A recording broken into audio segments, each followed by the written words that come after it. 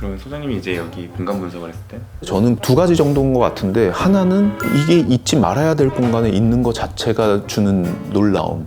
우리 집에 갔는데 갑자기 호랑이가 있는 거예요. 그럼 놀랍잖아요. 그러니까 우리가 흔히 쇼핑몰에 갔는데 막 그런 식으로 있는 거 상상을 못 하잖아요. 그리고 둘째는 그 스케일인 거예요. 그러니까 그게 막 여기서 이렇게 떨어지는 게 아니라 진짜로 우리가 폭포 보듯이 떨어져요. 그러니까 이게 단순히 그냥 뭐 장치해놨다의 개념이 아니라 굉장히 인공적인 게 보이지만 굉장히 자연 같은 느낌이 들어요. 그 스케일 자체가. 그래서 그게 되게 놀라웠던 것 같아요. 안녕하세요. 오늘 떠난 방랑기는 처음으로 해외 나가는 것 같아요. 그죠? 얼마 전에 다녀온 싱가포르, 많은 분들이 또 다녀와 보셨겠지만 제가 봤던 부분들 말씀 나누면 재밌을 것 같습니다. 네.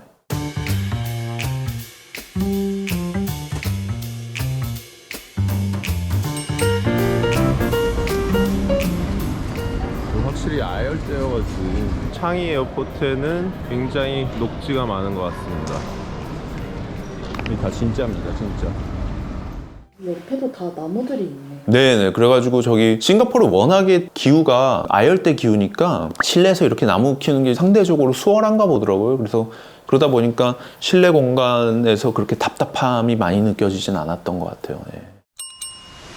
이게 저 위에서 와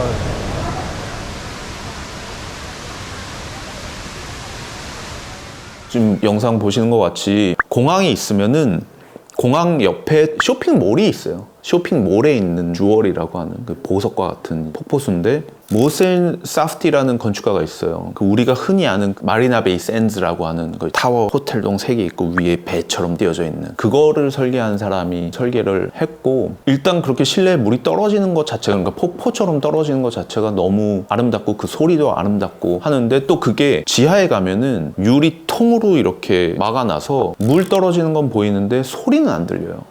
그게 굉장히 또 희한한 경험이에요. 불빛이라 그래야 되나? 아무튼 물에다가 이제 조명 같은 걸 쏴서 굉장히 황홀해요. 왜 우리가 공항이나 쇼핑몰 가면 제일 힘든 것 중에 하나가 이 자연을 접하지 못한다는 게 되게 힘들거든요.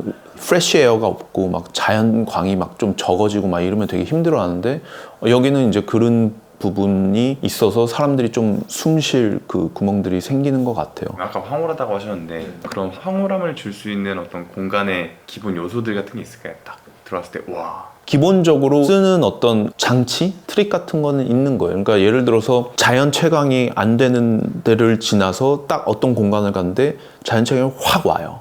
그러면 이제 거기서 느껴지는 어떤 감동이라고 하는 게 있는 거죠. 아니면은 우리가 일반적으로 햇빛은 굉장히 앰비언트잖아요. 이 전체를 밝히는 건데, 이 어두운 데다가 요거 하나 뚫어놓으면은 딱 하이라이트로 밝혀지잖아요. 그게 빵테온이에요. 왜 로마에 있는 그 판테온이 이제 그런 식으로 하는 거잖아요.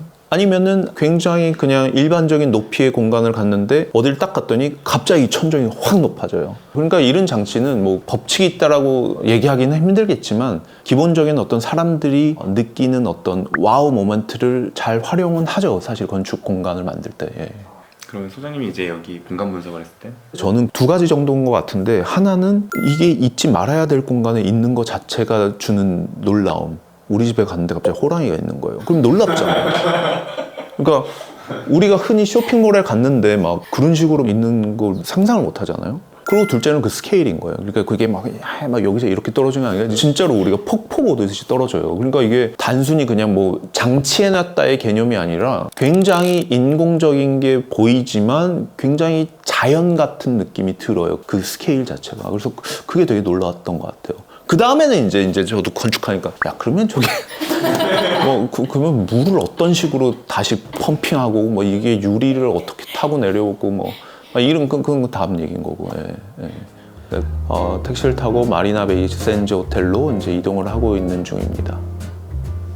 저도 사실 2번밖에 안 가봤기 때문에 굉장히 잘 안다 이런 건 아닌데, 요즘 싱가포르에서 추진하고 있는 거고, 그래서 건축계에서도 굉장히 유심히 이제 살펴본 것 중에 하나가 건물에 이렇게 녹지 공간들을 이제 삽입하는 것들을 많이 추진을 해요. 그래서 약간 인센티브 같은 걸 주는 거죠. 그래서 너네들이 이런 정도 녹지를, 그게 발코니가 됐든 옥상 정원이 됐든 뭐 나무나 이런 조경 같은 걸 하면 건물 좀 더 높게 지을 수 있게 해주겠다, 아니면 뭐 용적률을 높여주겠다, 뭐 도시 도심이라고 하는 게 늘 에코시스템을 망치는 거잖아요, 사실 건물들이. 그래서 그걸 어떻게 하면은 조금이나마 덜하고 그 에코시스템을 살린다라는 개념도 약간은 있겠지만, 또 중요한 것 중에 하나가 건물들이 열을 굉장히 많이 발생을 시켜요. 실제로 그 안에서 나오는 열도 있지만 태양에서 이제 그 건물에 때리는 그 열이 바로 이제 도시에 전달이 되는데, 그거를 이제 식히는 효과들을 이제 가져와야 된다는 거죠. 싱가포르는 완전히 이제 도시 국가니까 굉장히 밀도가 높거든요. 우리나라에도 그런 인센티브 제도가 있나요?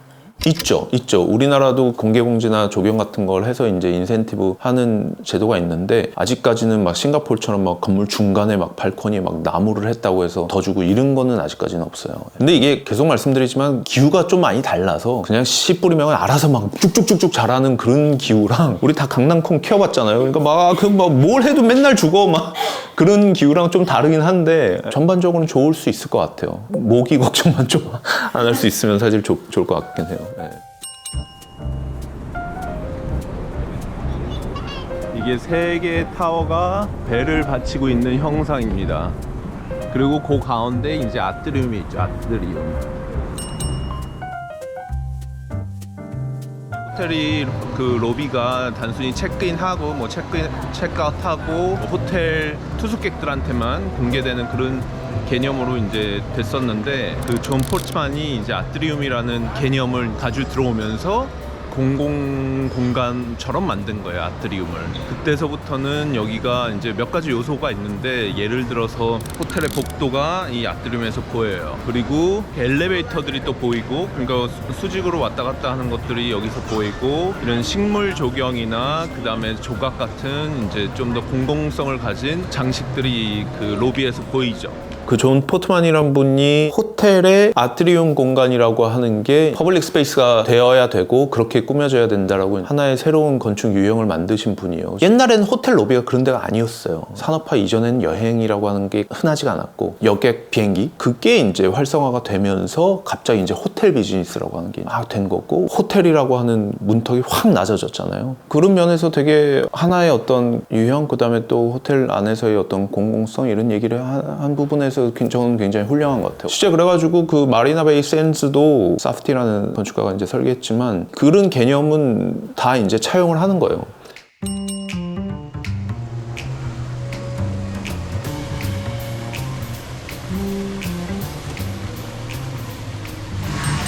와.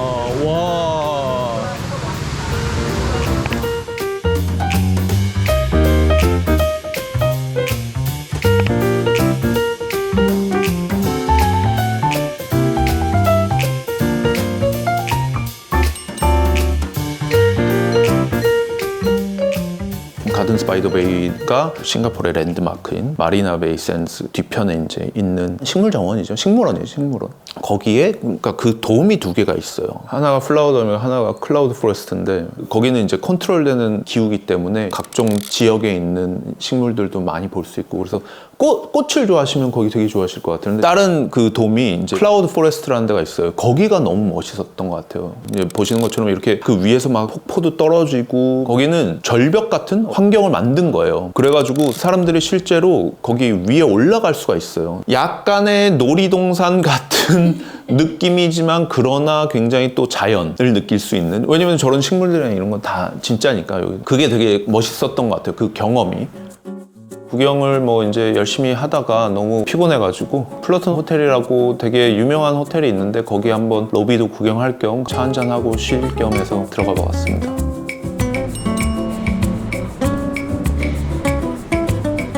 플러튼이 영국이 식민 지배했을 때 그 뭐라 그래야 돼? 거버너?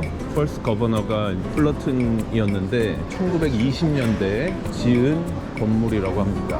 지금은 이제 호텔로 쓰이고 있는데, 호텔로 쓰이기 전에 원래 이 건물은 중앙우체국, 그 당시는 이제 우체국이라는 용도가 엄청 중요했고 처음 이제 생겨나는 용도였기 때문에 엄청 크게, 요거는 이제 1920년대 진 거기 때문에 네오 클래시컬 건축입니다. 네오 클래시컬 건축. 그러니까 네오 클래시컬이라고 하는 거는 클래시컬인데 신고전주의죠. 옛날에 로마 건축을 표방해서 만든 건축 양식이라고 생각하시면 되고, 근데 호텔 이 아트리움 너무 이쁜 것 같아요.